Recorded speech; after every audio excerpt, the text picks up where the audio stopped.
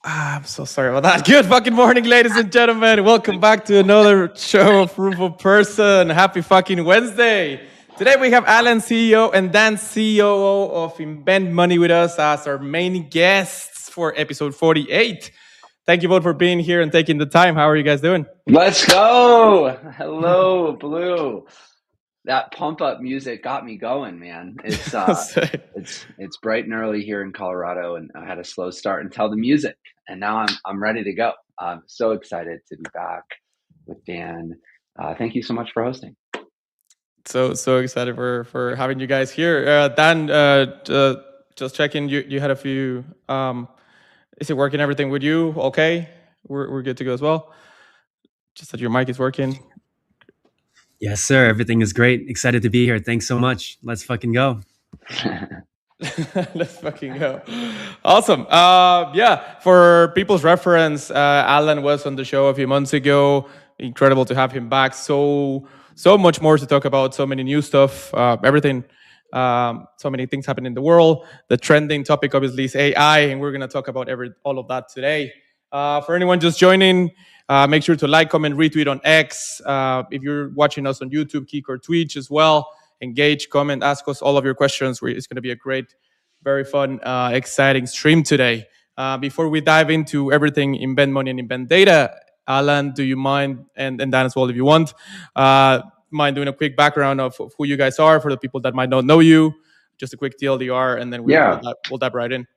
Yeah, before I do that, I just want to reiterate just a huge thank you for you hosting. It's so hard to build a community, to keep a community engaged, and there's so many goddamn channels and streamers and talks and places, podcasts, and so for anybody that's tuning in, thank you for being here with us. And Blue, it's great community building that you're doing. So thank you. Real quick on me, a few different hats that I wear. First and foremost, I'm a dad. I've got 2 little girls.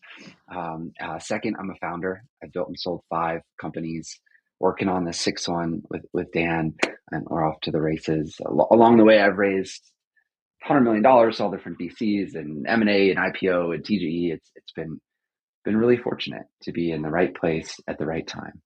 And I think we're doing that again with AI training we'll talk about. And then the last hat I wear is an investor, really active angel, venture investor. That's me. Those are my 3 hats.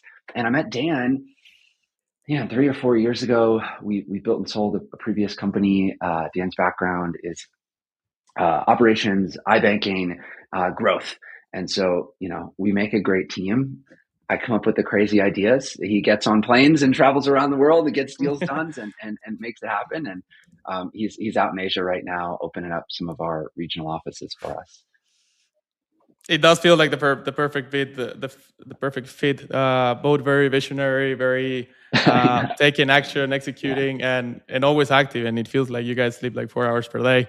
I remember the last show. I asked you what was one of the secrets to be so efficient and so active all the time, and waking at 4 a.m. and having that you time for the first few hours was very important. And then you manage your schedule. You always have a plan. And then act on it, and have Dan as well to help you with it. So, Dan, do you want to do it? Everything was going so according to plan with my morning times until just a few days ago. My 2-year-old can now climb out of her crib on her own, which has really thrown a wrench into my morning regimented tech routine. Yes, it's a problem. I can imagine. Yeah, so unpredictable now because you can. Yeah, you need more different measures. Dan, before we go dive into Invent Money and Data, do you want to do a quick TLDR on your side, and then we go right in? Yeah, of course, and hopefully everyone can hear me well. As Alan mentioned, I'm currently in Asia, and so have to jump through a few hoops to be able to connect to the interwide webs that we're all on. But it's a pleasure to be here. And like Alan mentioned, I support in a variety of ways, but I think the key role that I play in my career is mainly as a partner. I find and work with incredible people. And there's two of them on this call here, Alan and Blue yourself. And anything I can do to be supportive, operational, and effective in bringing to life the great partners that I work with, that is what I do best. And so, yeah, excited for this conversation today. Incredible. Yeah, no, that surrounding of with the right people and building that team is almost what makes or breaks, right? And as well, a big shout out for everyone that is here with us right now: Avalanche, Sean, TG, Scorpion, Robin, Spother. Yeah. Is here watching us from any of the socials that are available. Thank you. It's going to be a very fun stream. Stick around and ask us all of your questions today. And as well on the finding the right people. I don't know how much you want to share about the team, where are they based, what's the expansion right now. Yeah, just in general. Yeah.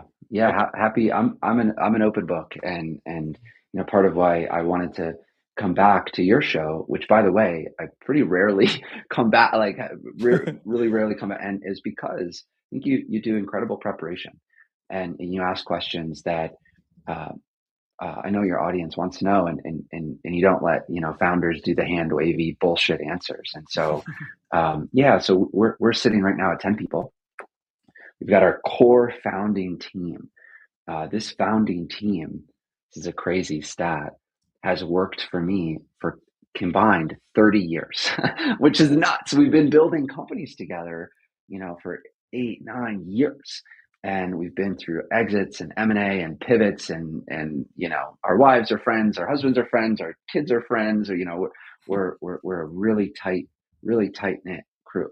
And then we have this massive growing team of city managers and community managers and regional partners around the world.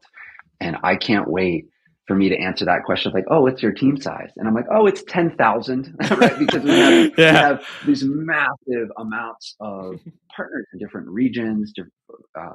But for right now, it's a small and nimble team with a lot of Claude credits that we spend on engineering, which is nice. It's been great to not have to scale up the headcount too much.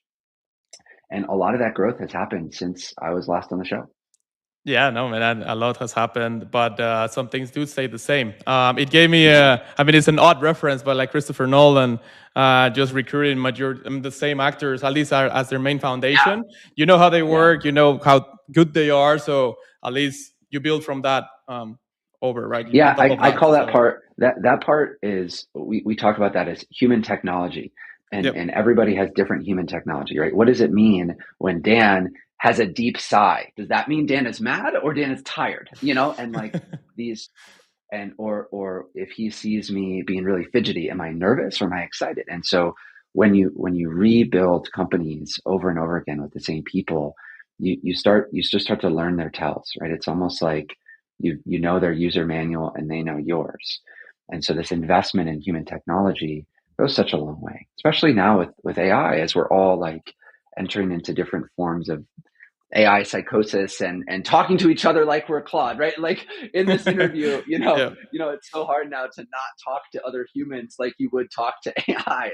And so I love my team, right? I'd give an organ to this team, like if I need to. And as we'll talk about today, as we've been through these startup-y windy journeys, there's no way to do the startup pivot unless the crew is in lockstep, right? And trusts each other.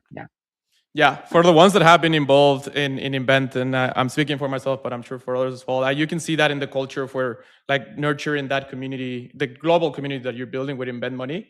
I'm sure there's a bunch of users that feel that way, and you can see it as well on socials, on the website, on everything you guys are building. It's very user experience oriented, very always trying to simplify things, and just on the user primarily. So yeah, it builds from the team and then expands from there.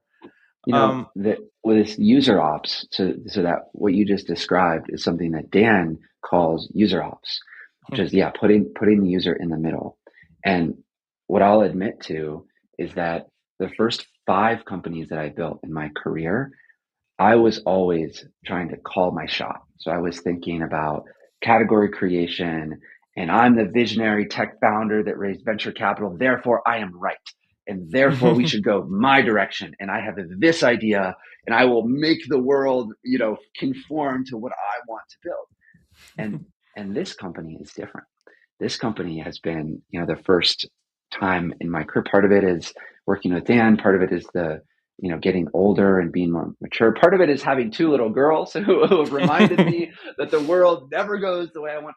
And now, instead of calling our shot, we're calling our customers. And it's a totally different way to build companies. And for much of your audience, you might be rolling your eyes and you're like, what do you mean? That's how you build a business, is you call your customer. But I'm here to tell you, you can get pretty far in your career by calling your shot if venture capitalists are willing to fund the vision. And so I'm so goddamn proud that with this business, we are just nonstop customer support, customer discovery, listening to tickets, listening to feedback. And the business is really a direct reflection of what are people willing to pay for and what do people want. And that means it's unpredictable, and that means it's emergent.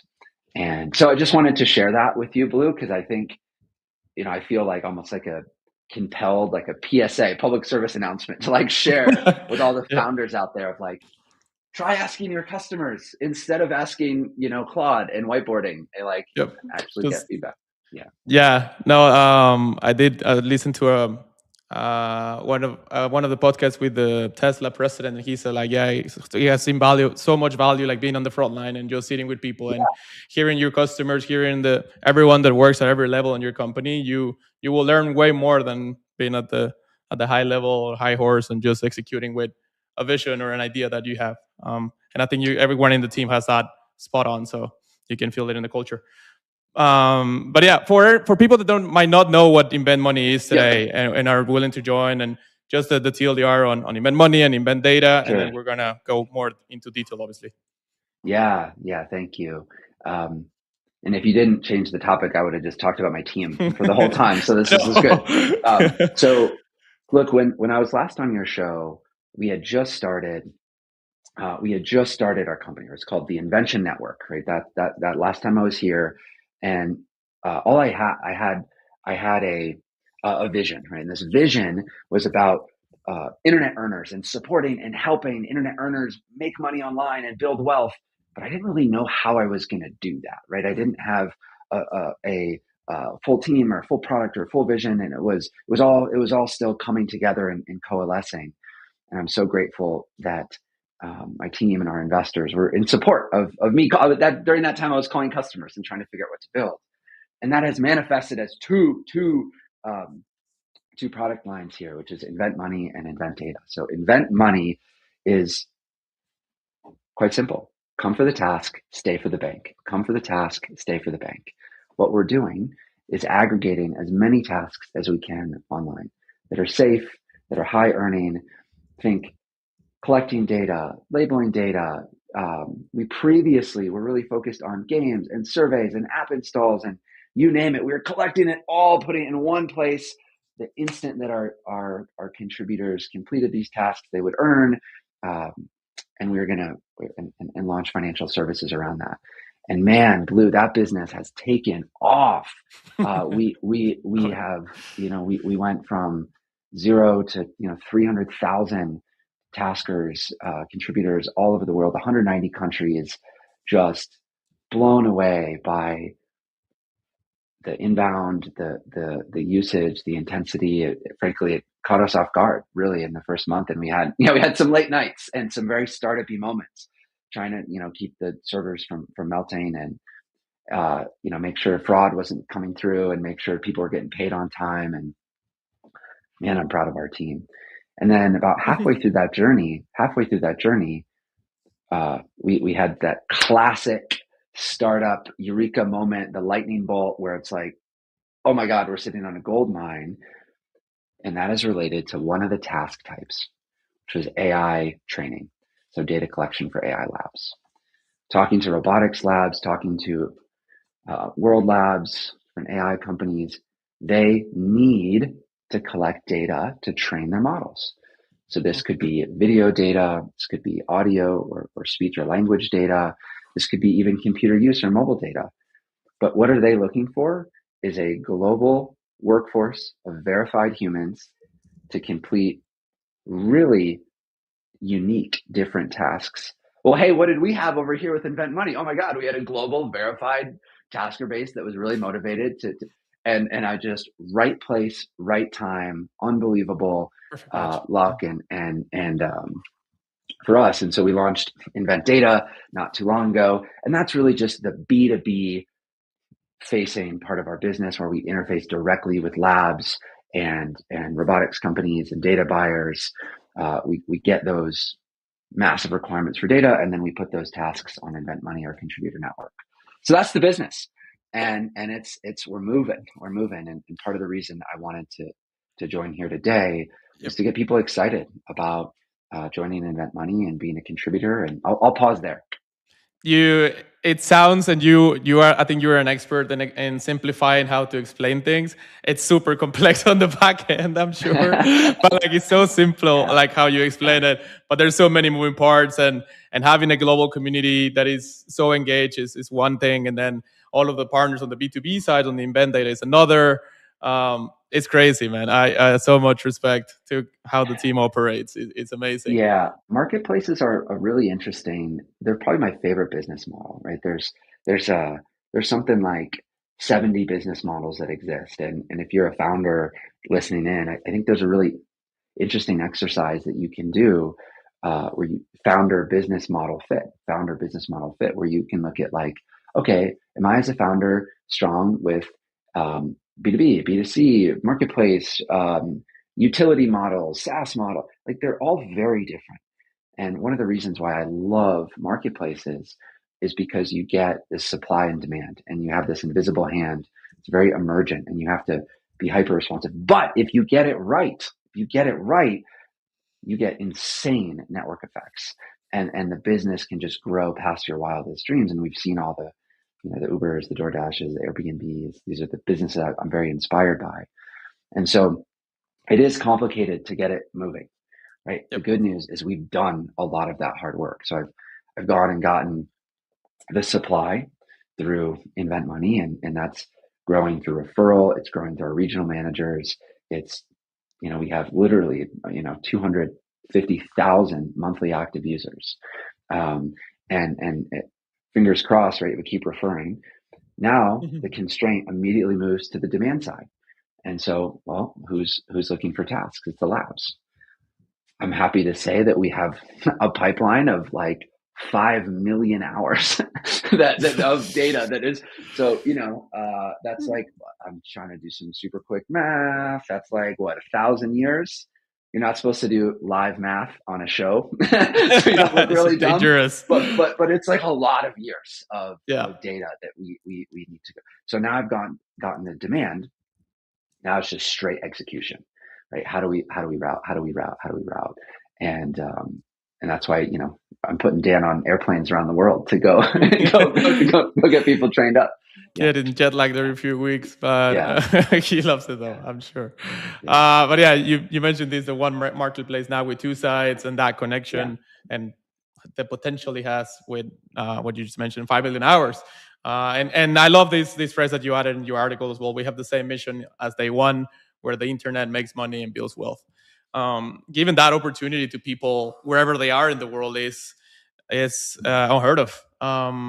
And connecting it with something as trending and that is not going anywhere, like AI and human capabilities is perfection. Is that perfect match that you were just saying? What really motivates me personally to even start this company and now to scale this marketplace is this mission around what it means to be an internet earner. And it's really personal for me. I grew up, I was so lucky, so fortunate to be born in the US in the 90s. I got a computer when I was in high school, and, life changed. It's like, oh my God, I can make money through this thing. And since this is recorded, I may not include all the ways that I made money on the internet when I was in high school, but it was this portal to getting out of the conditions that I was in, and agency and self-efficacy, and realizing, man, I can be an entrepreneur. I didn't know I was going to be a tech founder, but like I was torrenting and running Usenets and, all that, selling cracked Photoshop, like all that stuff back in the day. And now I look at, and in my career, I watched and been a part of a lot of different types of internet earning, whether it was trading or course platforms. And every time there's a new sort of stepwise function way for people in any geo, as long as they have an internet connection, to earn. Some of my favorite ones that were so contrarian when they came out were Uber and Airbnb, right? Like letting a stranger in your home, letting a stranger in your car. Totally cognitive, so much cognitive dissonance, privacy questions, safety questions. And we're on the frontier, the bleeding edge of a new version of this, which is being an AI trainer. And there's the same privacy questions, there's the same safety questions, there's the same social taboo questions. If I upload my data to a lab, what does that mean? Does the lab know who I am? Are they going to send drones to my house? Do they have my DNA? Like, to drones. I sometimes tell some of my family or, friends about this, and they're like, oh, people are going to like be able to hack into your information. It's like, okay, look, number one, you're not that important. Like, number two, they already have it. Number two, they already have it. And yeah, so, anyways, I think AI training is very similar. And I'm so proud and excited to be, bringing this new type of workforce and labor globally. And, whether it's putting a camera on your person and recording video, or you're doing that at home, or you're doing that in the commercial setting, or maybe you're taking a screen share of a specific process on your computer and uploading it.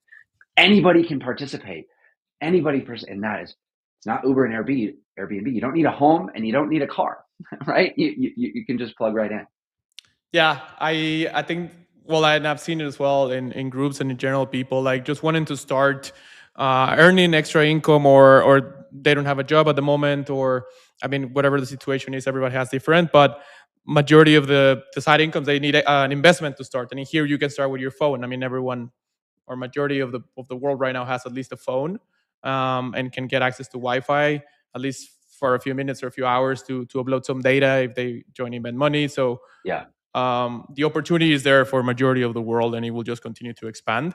And more on that, like you mentioned, the internet earner, and that everyone can apply. And I really like this, how you phrase this tweet on they're bought in, they're staking, they're trading, but it can be pretty much anyone out there. So do you want to talk more about the yeah. I mean, when I wrote this, when did I tweet this out? It wasn't too long ago.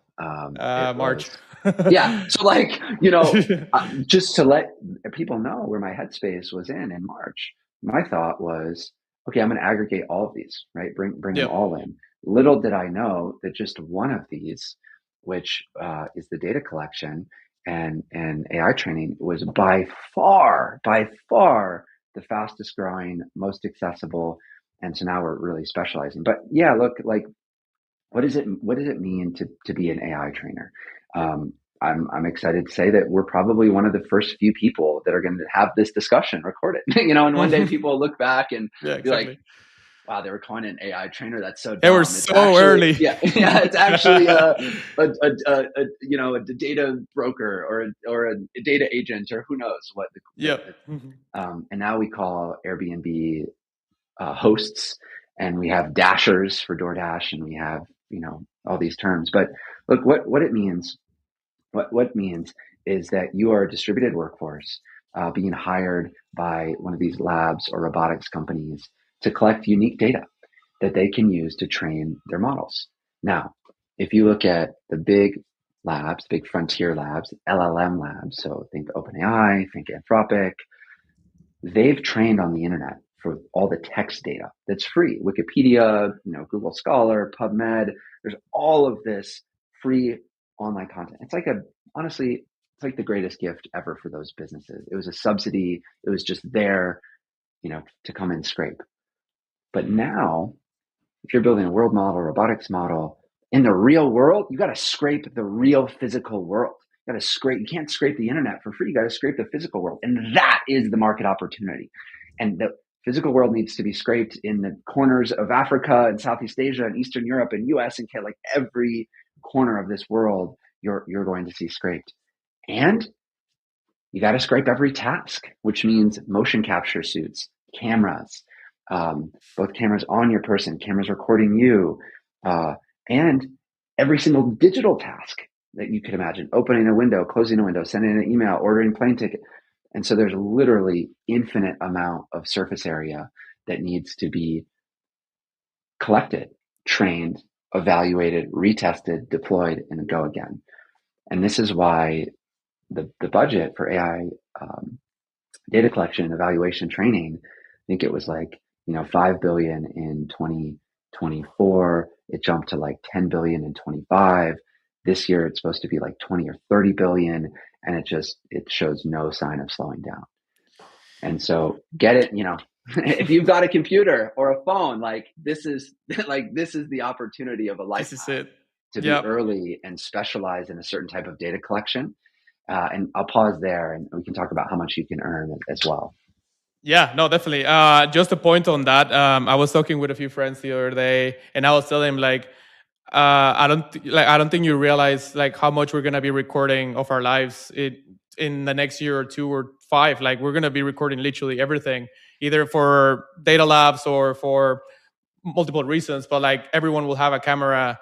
I mean, we've seen it now with Meta glasses, GoPros are way more popular now. The chest mount, the neck mount, the head strap. Everyone's recording something at all times. Almost at all times right now. But eventually, will just increase. I'm sure we have the lens on your eye very soon, and a bunch of very innovative, creative ways of recording for personal purpose or for selling the data or training AI models or robotics or you name it. But we're going to be recording way more as time goes by. I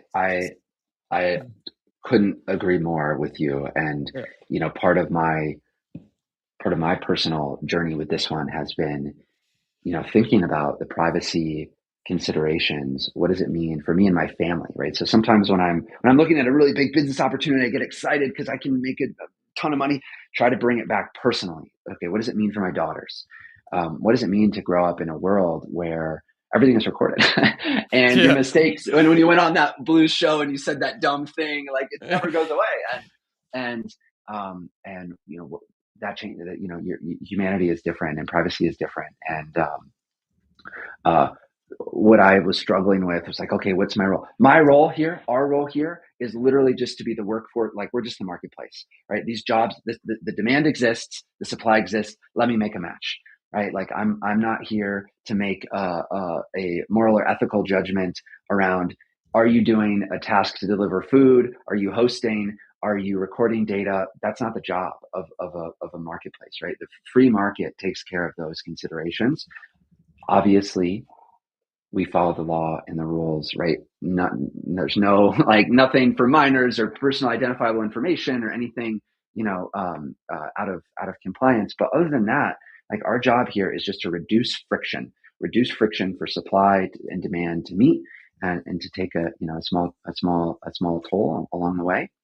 And if you look at the earning potential here, so it can really vary depending on geos and task types. So, in the US, if you go to buy a car, we have this thing called the Kelley Blue Book, and it tells you exactly what the make and model of your car is worth, and there's no equivalent for that task type.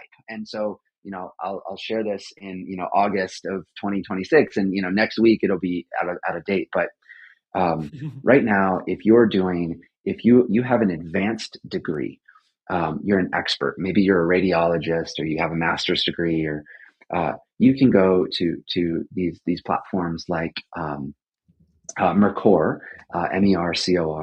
and that's a $20 billion company now.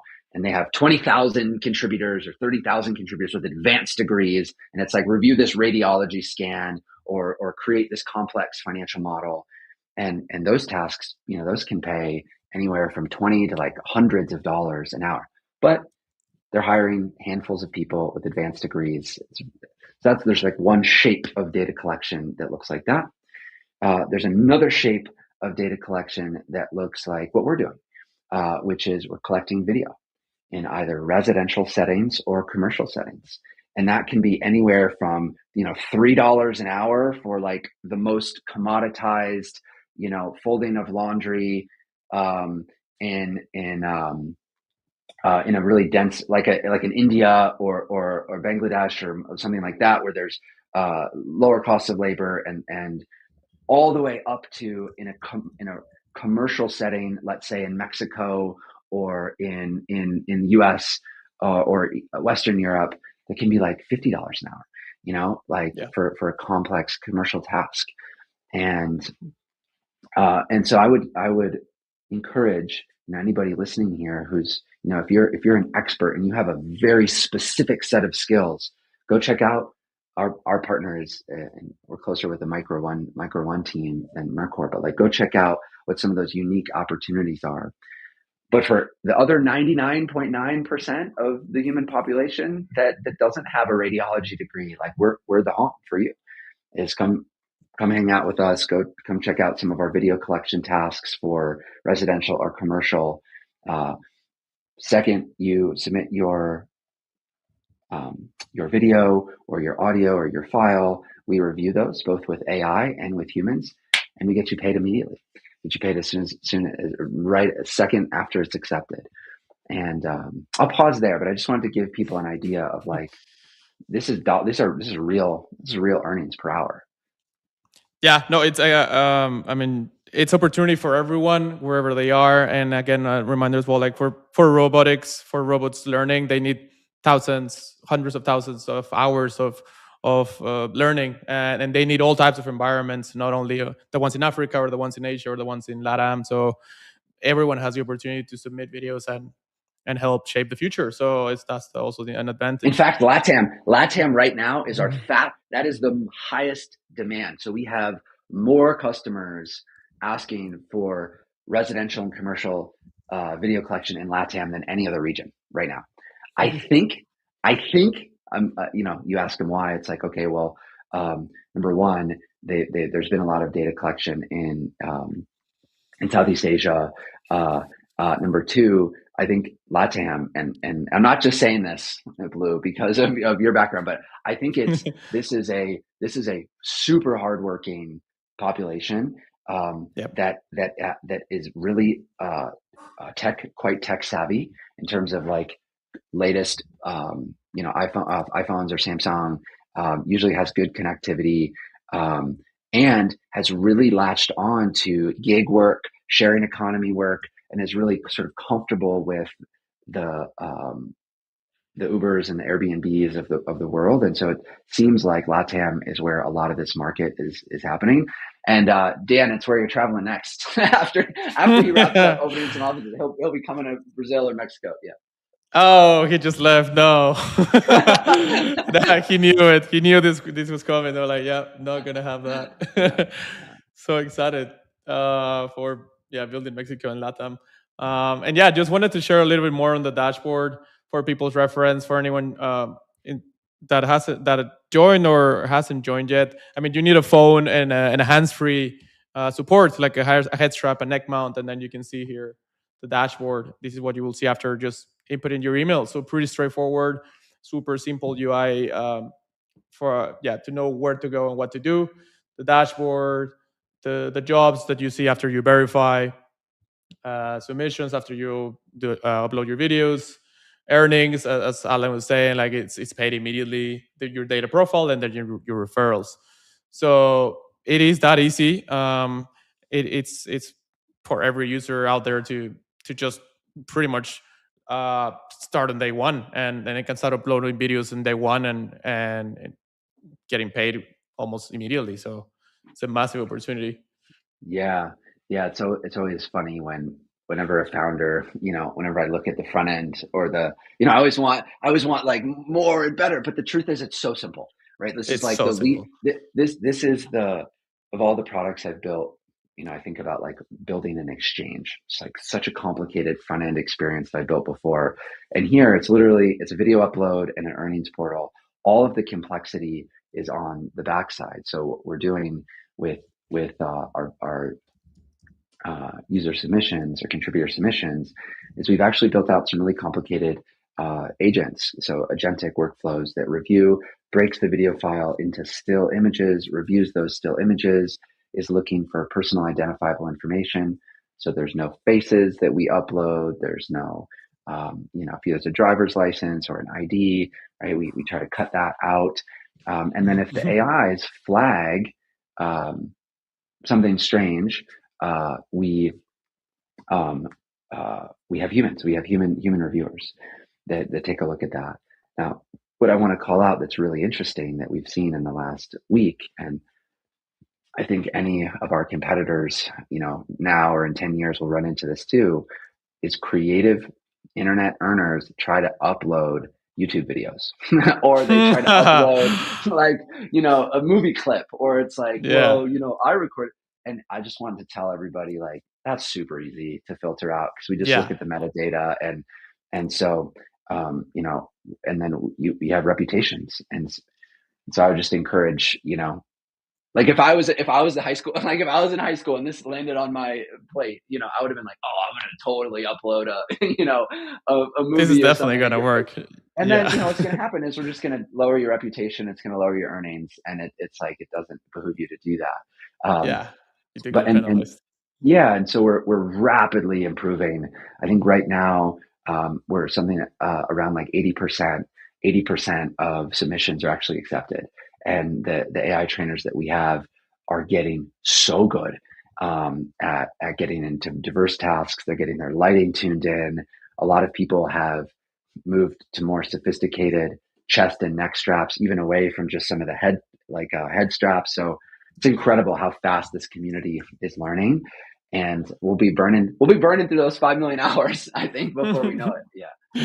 That creativity and that inventor energy, right? Like when you see the potential of like, I can make this much per hour if I just continue doing this, or like it's endless. And that opportunity, I don't think anyone can find in the world right now an equal opportunity to do this immediately, starting today and a long term. We had somebody record a 3-hour single flow of what was the activity? All different, we had, it was like meal prep, it was cooking, it was then cleaning up the kitchen, mopping, folding laundry, just like all of their chores, the whole day, the rest Saturday. And exactly. And, I think those payouts were like, I think $6 an hour for that person. And, they just walked away with $18 for, 3 hours times $6 for doing the chores that they're already doing, exactly. And many geographies around the world, it's really meaningful amount of money. And we're seeing pretty significant uptake with stay-at-home moms. Stay-at-home moms actually around the world who are doing a lot of the residential work, and now they're just like, I'm going to get paid. I'm going to be the breadwinner now. I'm the breadwinner now. Nice. Yeah, I mean, for stay-at-home moms, for students, for full-time workers, for part-time workers, it applies for everyone. That's one of the best parts. I've used it myself. I've used the head strap. I use the neck mount. From my experience, it's gamified chores. Like it's super fun for stuff that you need to do anyways. So, and getting paid is obviously a bonus. But I mean, it's the best scenario for anyone. And you get paid a fair amount, so that is amazing for businesses looking for to buy data or to partnership in multiple ways. The invent data, we were just talking about keeping things super simple. This is the invent data site. Is the easiest way to get in touch in here. I know your DMs are open, but you for sure flooded. But what's the best way? So if you are, working with a lab, your robotics company, and you're looking to buy data sets, which, may or may not be this, it's probably not a lot of the listeners tuning into this podcast, this show, this stream, but maybe your buddy, your uncle, your brother, your or maybe you are working at a lab, like, yeah, just shoot me a note with whatever you need. We get crazy requests in, right? We get in, so I just think about this, and, it's like someone came in, they're like, hey, we need 1,000 hours of Figma graphic design video files. Then somebody else came in and they're like, hey, we need, I need, could I put my dexterous glove, which is like a robot teleoperations glove, could we get your users to wear our gloves to train?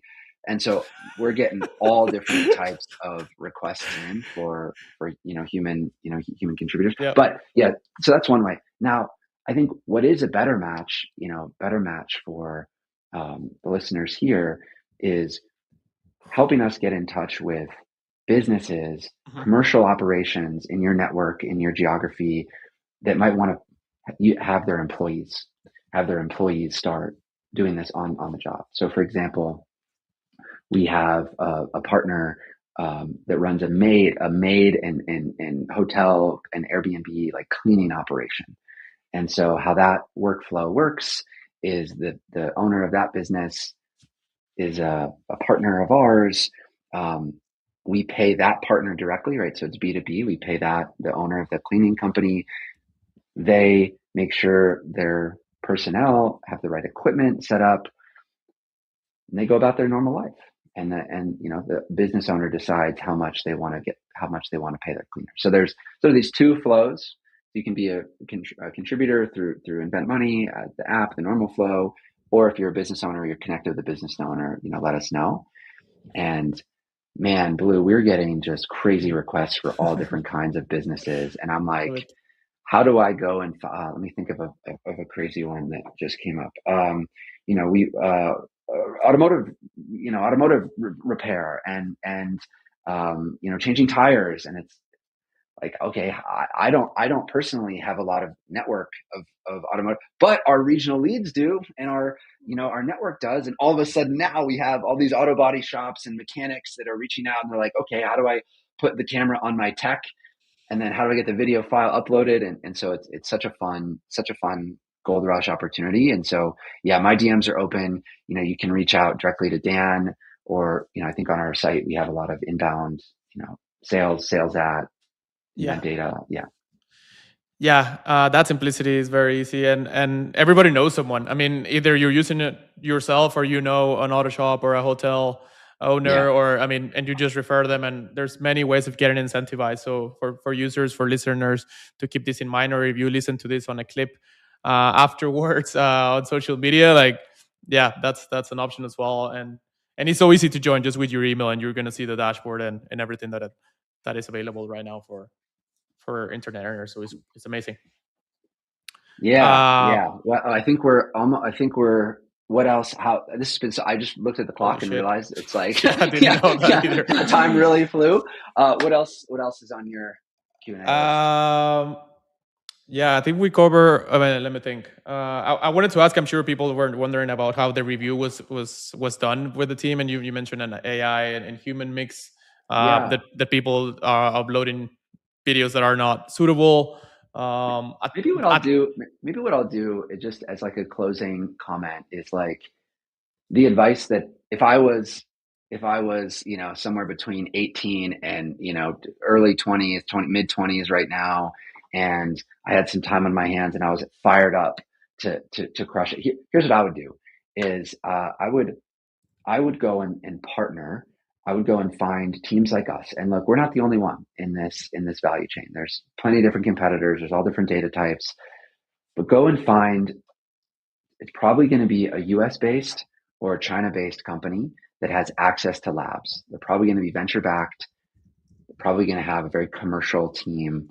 And I would go partner with them. And then in my local geo, I would literally do knocking on doors, door-to-door sales, and I would find a whole bunch of I'd find a whole bunch of businesses that were open-minded, that wanted to make some more money, that maybe, privacy concerns weren't as big of a deal because most of their operations weren't like customer facing, right? You don't want like the barista at the coffee shop wearing a camera on their head, right? Talking to customers. Yeah. But maybe you have, the person in the back that is handling inventory or making the coffee or what have you, wearing the camera. So that's what I would do, is I would go and partner with a team like ours, find your local progressive businesses and start just running almost like a franchisee, start running that data brokering, and you could go residential.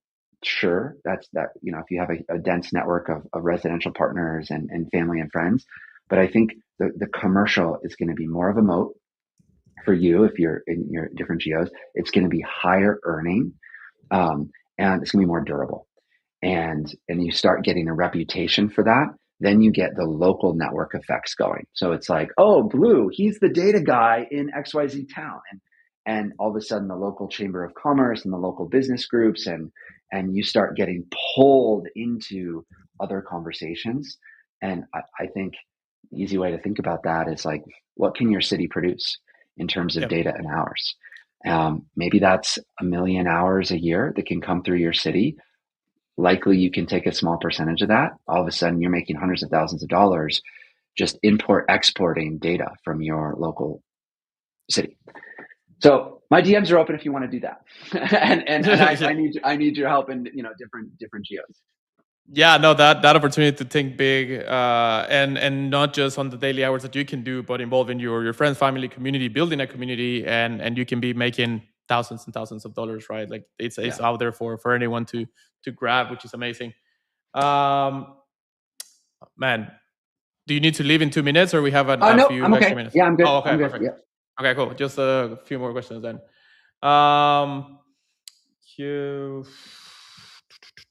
Yeah, for the available jobs right now, like, I mean, we mentioned that it's a globalized community. You mentioned LATAM, you mentioned Southeast Asia.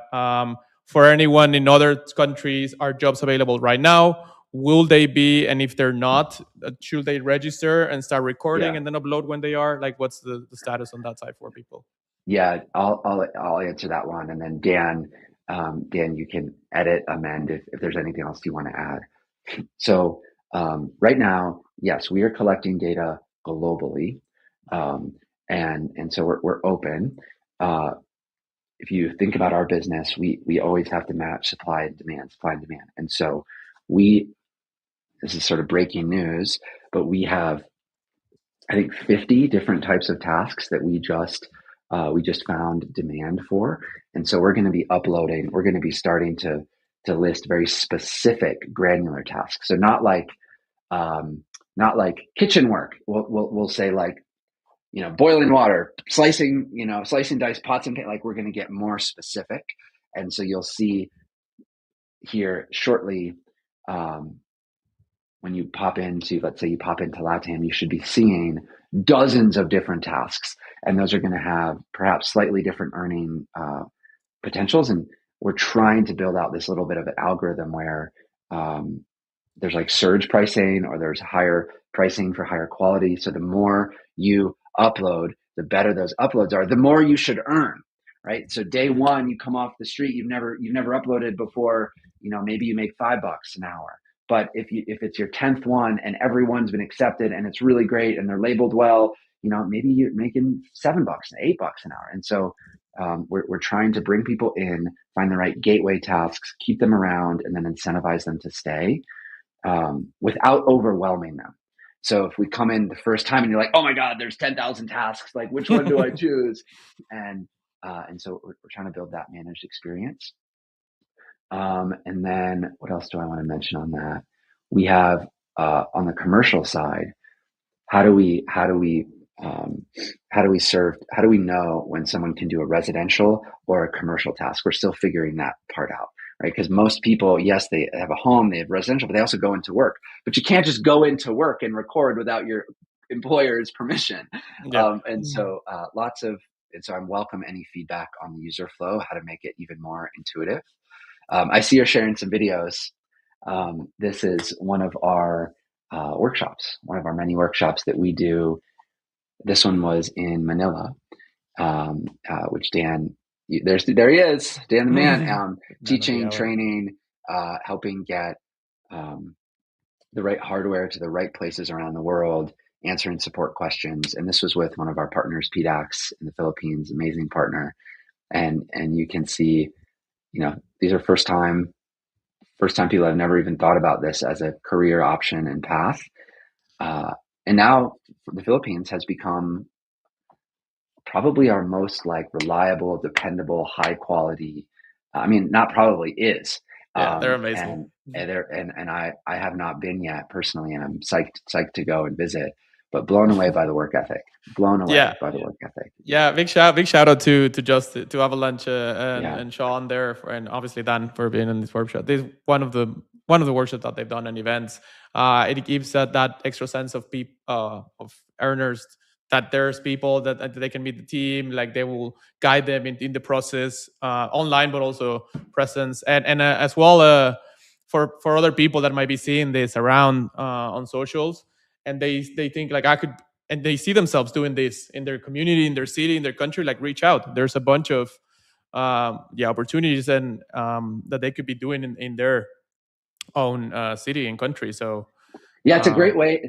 I mean, we'd love, if you want to run a workshop, anybody listening in your geo, like reach out. And it's such a great way to kickstart your gig as like this city manager, sales rep for us, because we come in, we can help with the training, we can help with the coaching. You bring the people, you bring the businesses, and we can get really creative with referral sharing and commissions there.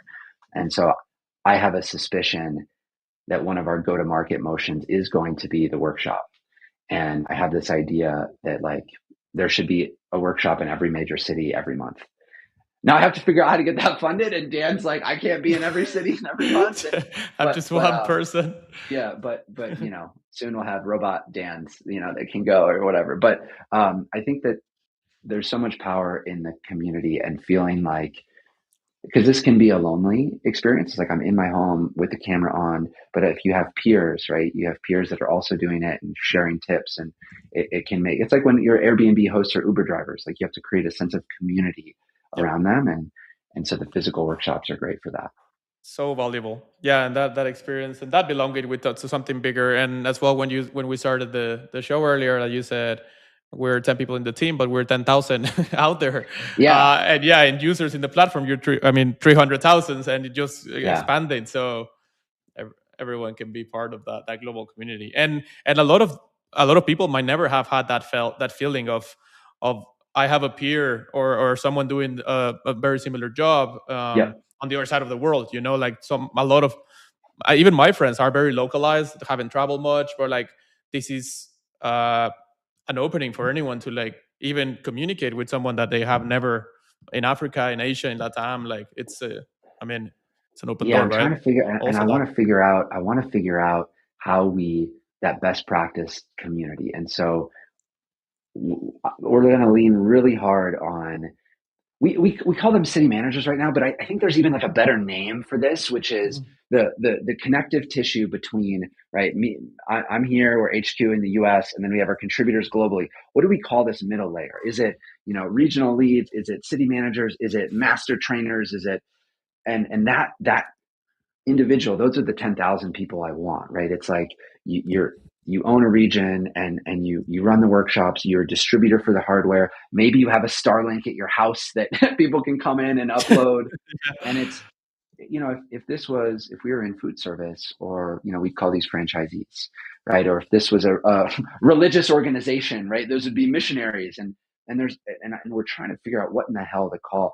I think you helped me in the past. You helped me like coin underdogs and underdogs. I know. Yeah, that's a good. So maybe you can help me think about like what those community builder types should be called. And maybe it is city managers. That's what Airbnb and Uber used. Yeah. But it's more than that, right? Because it's more than, and there could be multiple city managers in some of these cities. I think the city manager is the obvious one, but I think there's a funner one, a more creative one. Master trainers, it sounds exciting. Like, fuck, I'm a master trainer. Like, it's like out of a movie. But it's self-explanatory, but I think that we can find another one. The underdog one was like on the spot. We came with that, like, but like, I'll think about it. And like,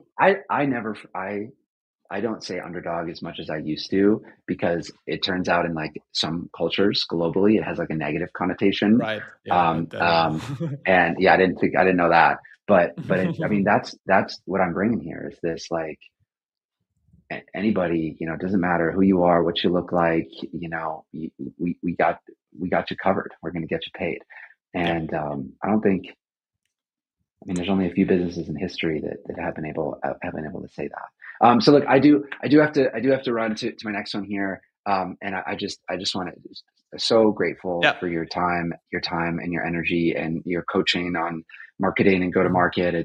It's an amazing community that you're building, and I'm so excited. And I'll come back again, right? We'll put another X months on the clock, and hopefully I'm coming back and it's like, we filled our hours, but now we're on to the next batch. And it's crazy. Just one last thing, if you don't mind, like your best advice for builders with big ideas and ambitious goals.